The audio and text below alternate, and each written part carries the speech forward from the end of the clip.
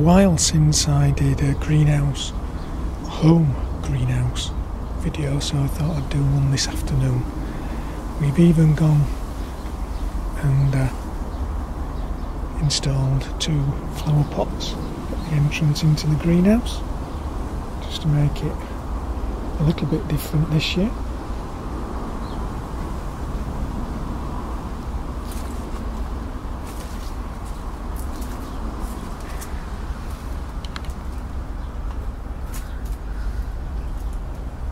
Grapevine is now in major takeover mode, but we've got lots of bunches of grapes, so looks like we'll be in for a bumper crop this year.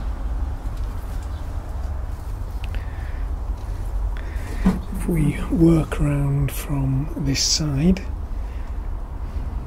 in the corner is the tomato that was self-seeded from a tomato last year, so I've got no idea what sort of tomato it is, but there are a few tomatoes just coming on it, so we'll see what happens.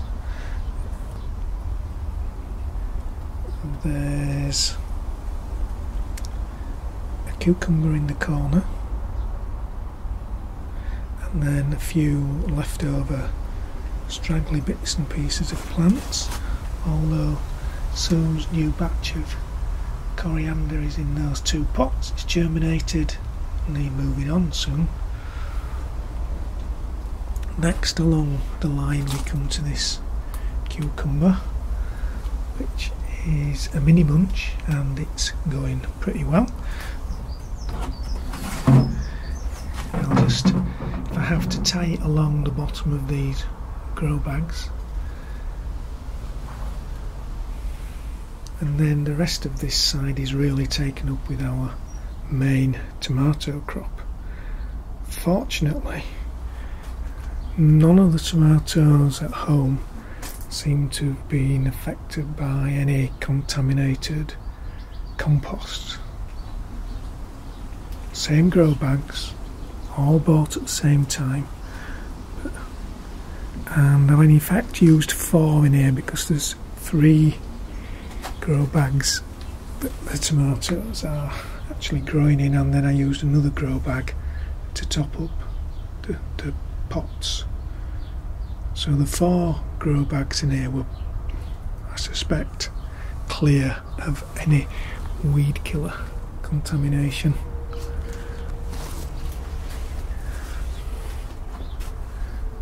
Moving along to the end, we've got a few winter brassicas that need to go out into the cold frame.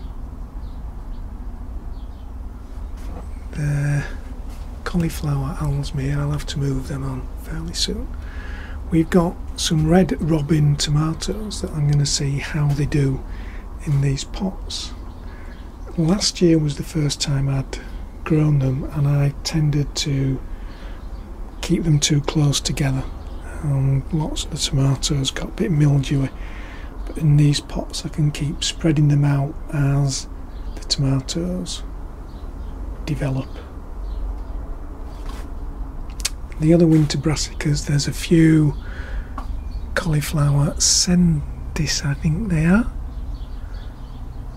They didn't do very well, in fact some got done by the pigeons as soon as I move them into the cold frame.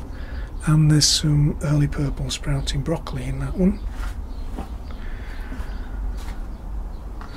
Moving back around now and going down the other side of the greenhouse.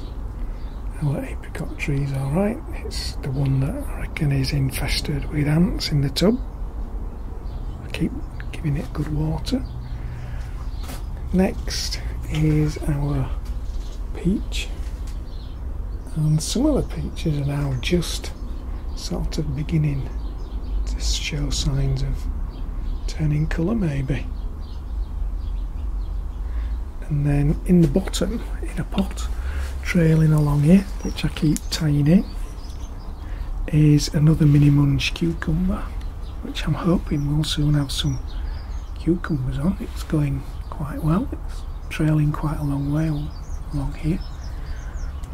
Growing in the bottom of our peach tub is a begonia, self-seeded. I didn't put it there. I'll leave it and see what happens.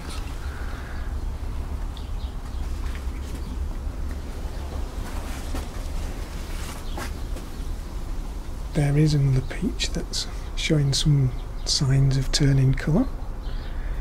Our banana plant is a bit slow this year to me. It's normally much bigger than this by now. And the little one that came off it's down there, and that's growing okay too. Then for a change, rather than tomatoes and peppers, this year on our staging we've got an array of flowering plants. Just being a question of continually deadheading and keeping up with the watering. But I'm quite pleased with it so far. Whether I manage to keep up with it all summer or not, I don't know. Our canna needs a bit more space. It's reached the greenhouse roof.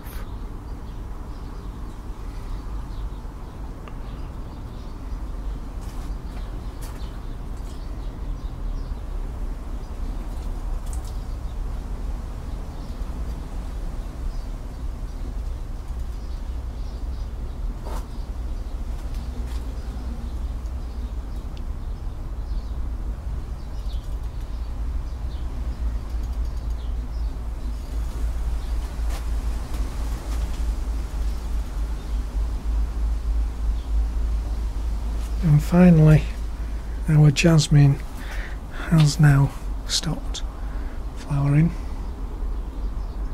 I noticed the other day there might just be one or two buds if you look very carefully at the plant. It did flower quite a long while.